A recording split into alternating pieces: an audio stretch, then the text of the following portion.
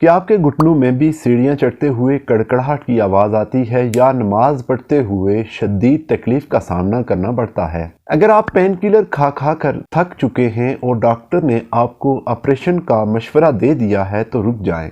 آج کی یہ ویڈیو آپ کو دوبارہ اپنے پیروں پر کھڑا ہونے کی امید دے گی۔ اس ویڈیو کے آخر میں آپ کو ایک ایسی خاص چیز اور ایسا گھریلو نسخہ بتاؤں گا جو گھٹنوں کے درد کے لیے کسی معجزے سے کم نہیں ہے، اس لیے ویڈیو کو آخر تک ضرور دیکھیے گا۔ آگے بڑھنے سے پہلے میں آپ سے پوچھنا چاہتا ہوں، کیا آپ کو یہ درد کسی چوٹ کی وجہ سے شروع ہوا یا وقت کے ساتھ ساتھ بڑھا؟ نیچے کمنٹس میں اپنی عمر اور تکلیف کی نوعیت ضرور بتائیں تاکہ میں آپ کو بہتر مشورہ دے سکوں۔ گھٹنوں کا درد اکثر جوڑوں کے درمیان موجود قدرتی لیسدار مادے یعنی گریس کے ختم ہونے سے یا جوڑوں کی سوزش کی وجہ سے ہوتا ہے۔ ہومیوپیتھک میں اس کا ایسا علاج موجود ہے جو نہ صرف درد کو ختم کرتا ہے بلکہ جوڑوں کی لچک کو بھی بحال کرتا ہے۔ سب سے پہلی اہم دوا ریسٹاکس ہے۔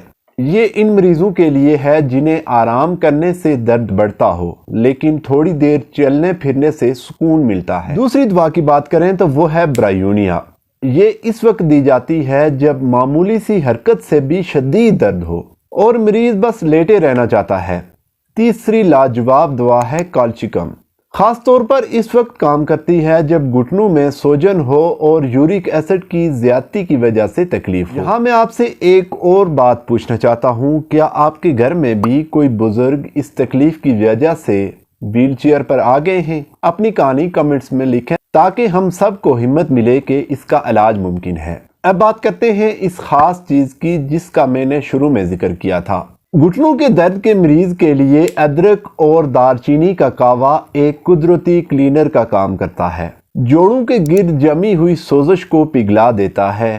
روزانہ رات کو ایک کپ کہوہ پینے کی عادت ڈالیں، آپ خود فرق محسوس کریں گے۔ یاد رکھیے کہ ہومیوپیتھک ادویات ہمیشہ اپنی مخصوص علامات کے مطابق اور کسی ہومیوپیتھک ڈاکٹر کے مشورے سے ہی استعمال کرنی چاہیے، کیونکہ ہر مریض کی کیفیت مختلف ہوتی ہے۔ امید ہے کہ یہ معلومات آپ کے لیے فائدہ مند ثابت ہوئی ہوگی۔ ویڈیو کو اپنے گھر کے بزرگوں اور دوستوں کے ساتھ ضرور شیئر کریں اور مزید ویڈیوز کے لیے چینل کو سبسکرائب کریں۔ اپنا اور اپنے پیاروں کا خیال رکھیے۔ اللہ حافظ۔